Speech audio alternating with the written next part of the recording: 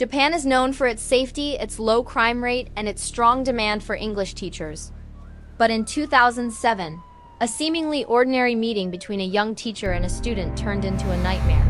Lindsay N. Hawker vanished, and her killer, Tatsuya Ichihashi, disappeared as well, triggering one of the longest and most intense manhunts in modern Japanese history. One that would last almost 3 years. Welcome or welcome back to True Crime 360. If you haven't been here before, I'm Jessica, and I'll be taking you on an in-depth journey into true crimes from around the world. My goal is to shed light on the stories of victims, hold perpetrators accountable, and explore the pursuit of justice. If you enjoy what you hear, please consider subscribing, liking, and leaving a comment. I would love to hear your thoughts. Everything I share is based on my own research, and I encourage you to dig deeper.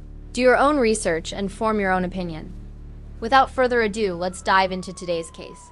Lindsay Ann Hawker was born on December 30th, 1984, in England to parents William and Julia Hawker.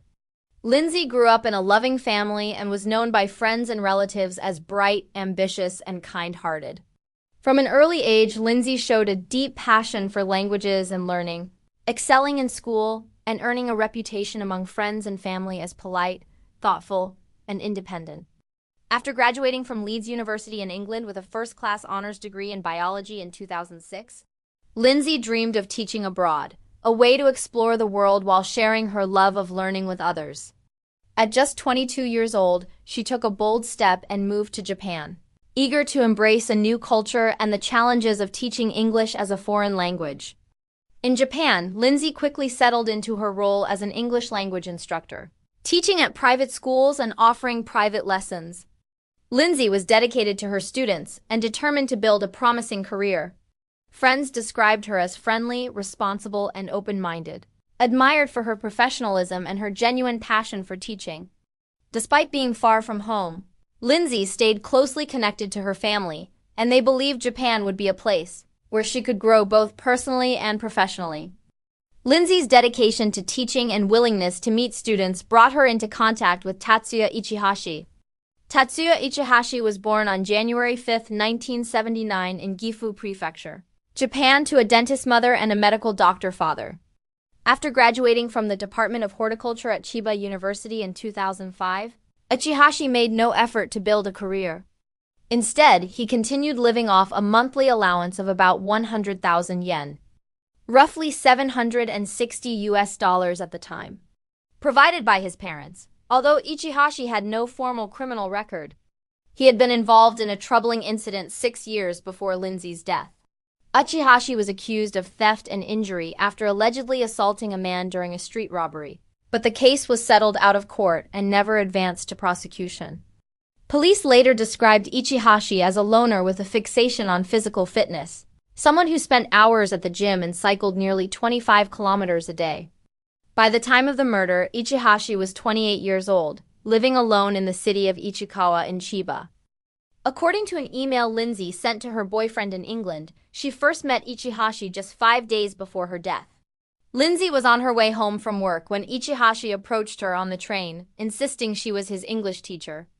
Lindsay knew this was not true, so she politely walked away and cycled home as quickly as she could, but Ichihashi followed her, keeping pace all the way to her apartment. Once there, Ichihashi appeared out of breath, apologized, and asked Lindsay for a glass of water. Feeling uneasy but wanting to be polite, Lindsay let Ichihashi inside her apartment, but to be safe, she introduced him to her 2 roommates. Inside the apartment, Ichihashi pulled out a sketchbook, drew a picture of Lindsay, and wrote down his name and phone number. Ichihashi then suggested English lessons, and after further insistence, Lindsay agreed to meet at a cafe 5 days later. After receiving approval from the Nova School to take on the side job, Lindsay met Ichihashi on Saturday, March 25, 2007, at a cafe for the English lesson. When the lesson ended, Ichihashi claimed he had forgotten his wallet and asked Lindsay to accompany him to his nearby apartment to collect the tutoring fees. They took a taxi to Ichihashi's apartment, and as a precaution, Lindsay asked the driver to wait briefly while she stepped inside.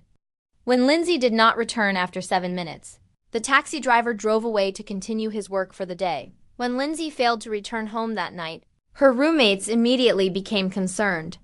By the following morning, that concern turned to fear as it was completely out of character for Lindsay. When Lindsay failed to show up for work, her employer reported her missing to the police. Investigators acted quickly and traced Lindsay's last known meeting to the apartment of Ichihashi in Ichikawa, Chiba Prefecture. When police officers arrived to question him, Ichihashi suddenly shoved one of the officers down a stairwell and fled the scene. Ichihashi's violent escape immediately made him the prime suspect. Police officers then searched Ichihashi's apartment. On the balcony, officers discovered a bathtub filled with sand, an unsettling detail that immediately stood out. As they examined it more closely, they found Lindsay's naked body, bound and gagged with plastic ties and scarves. An autopsy later confirmed that Lindsay had been sexually assaulted and died from strangulation. After escaping the police, Ichihashi vanished. For the next 900 days, he radically changed his life to avoid capture. Constantly on the move, he traveled mostly on foot, sometimes covering hundreds of kilometers at a time. Ichihashi avoided public transportation as much as possible, careful to stay out of reach of cameras and ID checks that might reveal his identity. Instead, Ichihashi traveled on foot, moving quietly through parks, along riverbanks, across construction sites, and into forests. To survive, Ichihashi begged for food, stole from convenience stores, scavenged discarded items, and took on odd construction jobs. Over time, he blended into the margins of society, hiding among homeless communities and transient laborers, becoming nearly invisible as the manhunt continued. In a desperate attempt to change his appearance and evade capture, Ichihashi underwent multiple plastic surgeries, altering his nose, jawline, and eyes. Some procedures were performed at cosmetic clinics, while others he attempted on himself. Most of these surgeries were poorly planned, rushed, and medically reckless.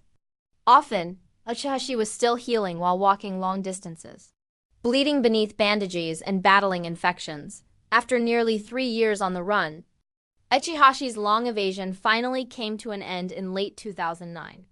The breakthrough came in October, when a plastic surgeon in Nagoya noticed a before and after photo of a patient who bore a chilling resemblance to the wanted suspect and immediately alerted the police. Authorities quickly broadcast updated images of Ichihashi's altered face through nationwide media and police bulletins, sending him into panic. Fearful and desperate, Ichihashi planned to flee Japan, attempting to reach the southern island of Okinawa by ferry. However, Ichihashi's plan unraveled when a ferry staff member recognized him from the updated police images and reported to the police. On November 10, 2009, Ichihashi was finally captured, ending one of Japan's most infamous manhunts. Ichihashi was prosecuted in a high-profile trial at the Chiba District Court in Japan. During the proceedings, he admitted that his actions had led to Lindsay's death but insisted he had not intended to kill her, claiming she had suffocated while he tried to stop her from screaming during the assault. The court, however, rejected Ichihashi's version of events. The judge determined that he had intentionally killed Lindsay to cover up his assault, and that his testimony was unreliable and contradicted by the evidence. On July 21, 2011, the Chiba District Court found 32-year-old Ichihashi guilty of assault, murder, and abandoning Lindsay's body, and sentenced him to life imprisonment. The presiding judge described the crime as heinous and noted that Ichihashi showed no genuine remorse. Lindsay's family had urged the court to impose the death penalty, but the judge ultimately declined, explaining that because Ichihashi had no prior criminal record and was relatively young, there was at least a slim possibility of rehabilitation. Ichihashi's legal team appealed, arguing that the life sentence was too harsh and that he had not intended to kill Lindsay. In 2012, the Tokyo High Court upheld the life sentence, confirming that he had acted with intent when he strangled her. In addition to escaping the death penalty, Ichihashi wrote a memoir while in custody, titled, translated as Before I Was Arrested, Records of the Blank 2 Years and 7 Months. The book detailed his time on the run from the police, describing how he eluded capture for over 2 years, the extreme lengths he went to alter his appearance, and his experiences hiding across Japan. In the book, Ichihashi offered an apology to Lindsay and her family, stating that the memoir was meant as a gesture of contrition for the crime he committed. With the verdict finally delivered, Do you think justice was truly served for Lindsay Hawker? Until we meet again for the next case, wherever you are in the world, take care of yourself. And thank you for joining me as we uncover the dark truths behind real-life crimes.